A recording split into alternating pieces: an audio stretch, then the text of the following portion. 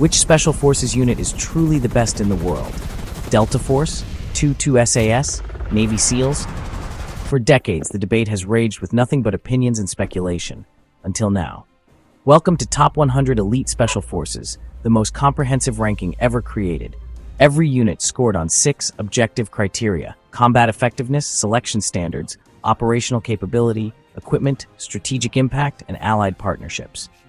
100 episodes, 100 units, one definitive answer. And we're starting at number 100, working our way up to the absolute best force on planet Earth.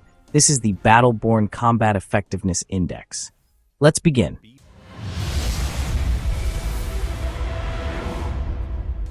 Number 100 on our list, Greece's Hellenic Army Raiding Forces, the ETA, which stands for Ediko Tmima Alexiptotiston, the Special Parachute Section. Now, before you think being ranked 100th means they're not elite, understand this. There are over 300 special operations units worldwide. Making this list at all means you're in the top third globally. These are the units that actually matter. But why number 100?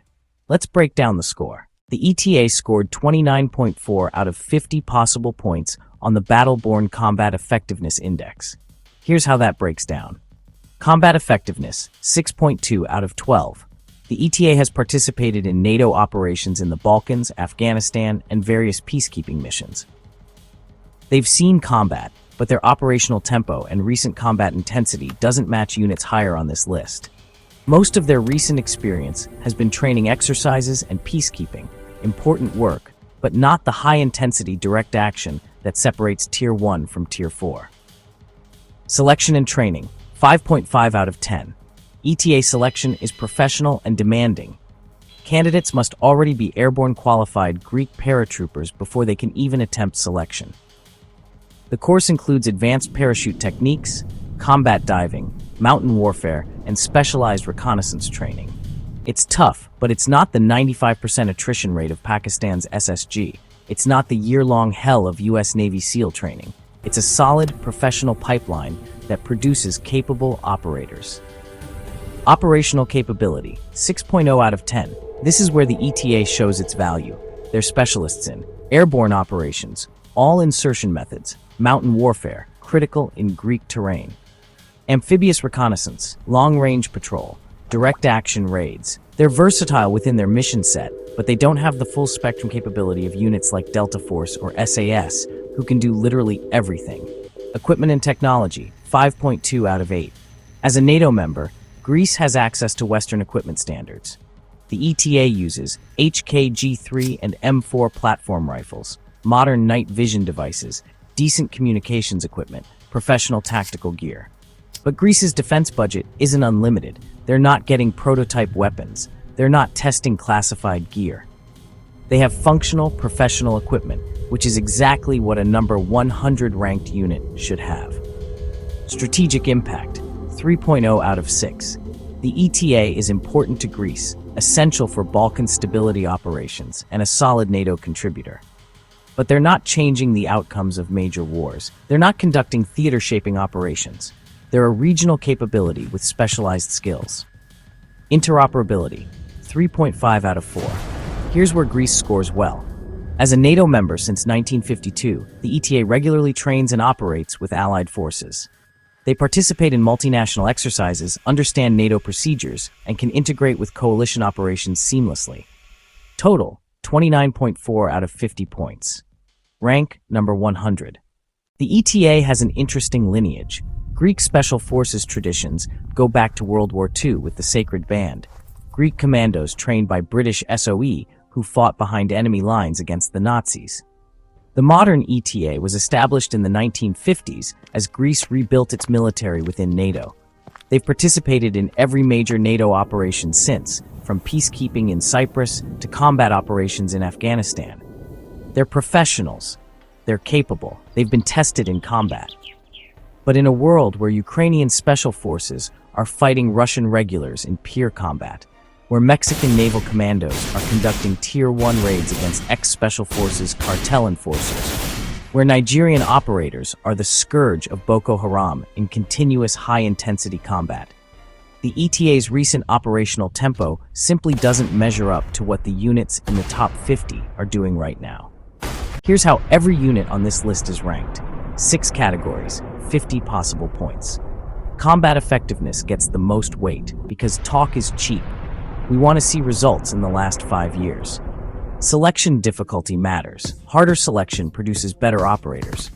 Operational capability. How many domains have they mastered?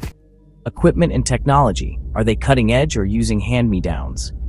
Strategic impact. Can they change outcomes of wars or are they regional players? And finally, interoperability. Can they operate seamlessly with allied forces? Every score is backed by open-source research, official military reports, and documented operations. This isn't opinion, this is data.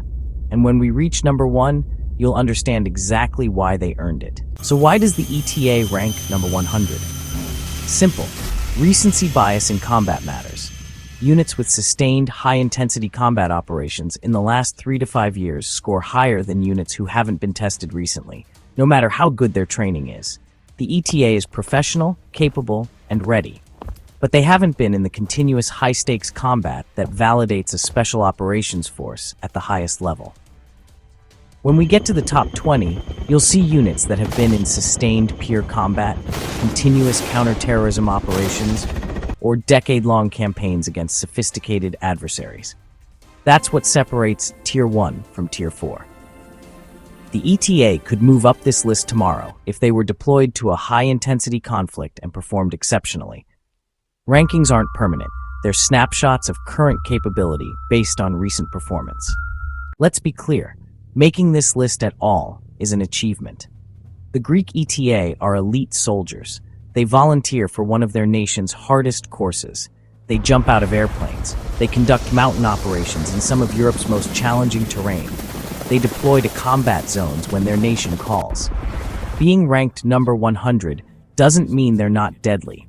It means there are 99 units on this planet who, based on current data, have demonstrated slightly higher combat effectiveness, selection standards, or operational capability in recent years. And that's what makes this journey so compelling. Not to mention, there were hundreds of Special Forces units evaluated. If a unit made it anywhere on this list, they are high-speed, low-drag, and rest assured they are capable warriors.